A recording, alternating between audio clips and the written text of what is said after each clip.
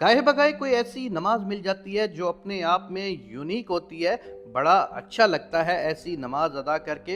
ऐसा लगता है काफ़ी दिनों के लिए एनर्जी बहाल हो गई है। मेरे लिए नमाज की हर खसूसियत उसको तरजीह देने में है।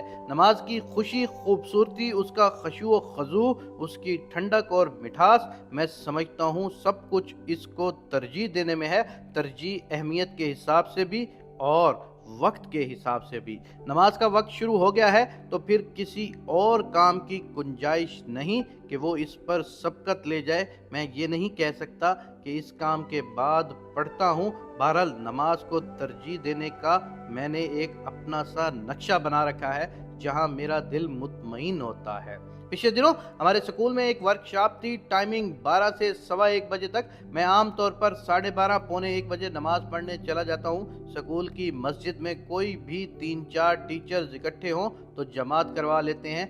बाकायदा जमात पौने 2 बजे होती है। मुझे जमात मिल जाए तो ठीक है, वरना मैं अकेला पढ़कर निकल आता हूँ। अकेले पढ़ूं तो तलावत का वक्त ज़्यादा मिल जाता है। मैं अपने शेड्यूल के मुताबिक पौने 1 बजे वर्कशॉप से उठा और मस्जिद चला गया। वापस आया तो वर्कशॉप हो चुकी थी। अगले दिन हेडमास्टर साहब ने तलब कर लिया। मैंने कहा नमाज पढ़ने गया था। कहते हैं जमात तो पौने 2 बजे होती है। मैंने कहा नमाज का टाइम 12:15 12:30 शुरू हो जाता है और कोई भी 2-4 बंदे मिल जाएं तो जमात करवा लेते हैं। कहते हैं आप वर्कशॉप के बाद चले जाते। मैंने कहा मैंने अहद कर रखा है कि मैं नमाज को तरजीह दूंगा। बहरहाल बात थोड़ी सी ऊंची हो गई। कहते हैं आज आप वर्कशॉप के बाद जाएंगे। मैंने कहा ये नहीं हो सकता। ये जुमला कहने के लिए मुझे एक लम्हे को बीवी, बच्चों के चेहरे, महंगाई, परेशानी, नौकरियों के मसले, मुसीबतें, तनकीदें, लानतें, पता नहीं किन किन चीज़ों से गुजरना पड़ा।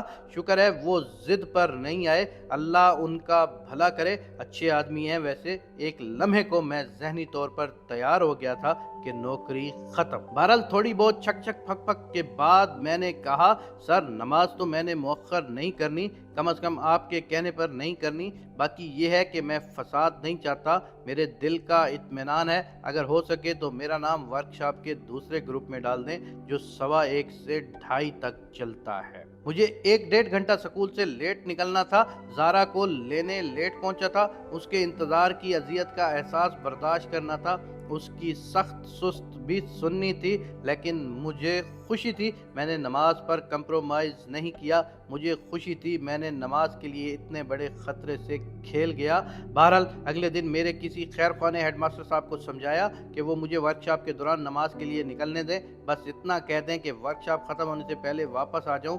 मुझे इस पर कोई एतराज़ नहीं था। पहले भी सिचुएशन के हिसाब से नमाज तवील और मुख्तसर कर लेता हूँ। मैंने कहा सर ठीक है, मैं इधर वर्कशॉप से बाहर हाल में अदा कर लिया करूँगा और 15-20 मिनट में दोबारा वर्कशॉप अटेंड करने पहुँच जाऊँगा। उस दिन मैं बाहर निकला, हाल के फर्श पर एक सतून के सामने नियत की और नमाज अदा करने लगा।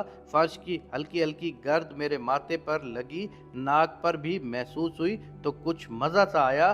दिल को कुछ देर के लिए किसी मोहब्बत में होने का एहसास हुआ।